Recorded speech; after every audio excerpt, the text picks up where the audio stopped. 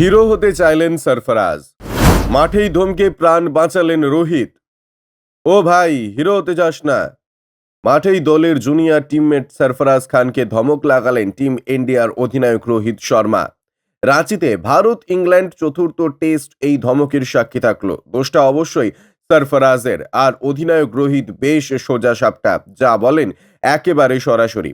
রোহিতের এই ধমক সোশ্যাল মিডিয়ায় ভাইরাল হয়েছে। ঘটনাটি ঘটেছে ইংল্যান্ডের বিরুদ্ধে দ্বিতীয় ইনিংসে ব্যাটের সময়।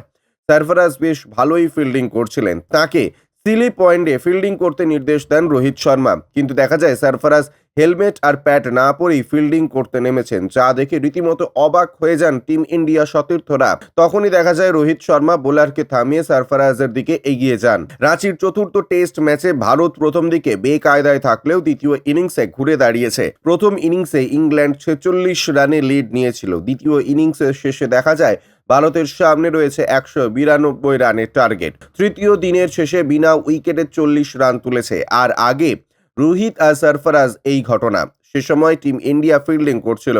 47তম ওভারে খেলা থামিয়ে রোহিত সরফরাজের দিকে নির্দেশ দেন অবিলম্বে হেলমেট আর প্যাড নিয়ে যেতে। তিনি বলেন, এ ভাই, হিরো নেহি বননে কা। রোহিতের নির্দেশে এরপরে দেখা যায় সরফরাজ খান হেলমেট চাইছেন, আর তাকে এক সতীর্থ এসে হেলমেট দিয়ে যান। তার প্রতি অধিনায়কের আস্থার এই মর্যাদাও রেখেছেন সরফরাজ। তিনি দুর্দান্ত ফিল্ডিং করেছেন। শর্ট লেগে বেন ডকেটের ক্যাচ নিয়েছেন, মিড অনে ডাইভ দিয়ে নিয়েছেন টম হার্টলির ক্যাচ। ব্যুরো রিপোর্ট, ইউজে নিউজ।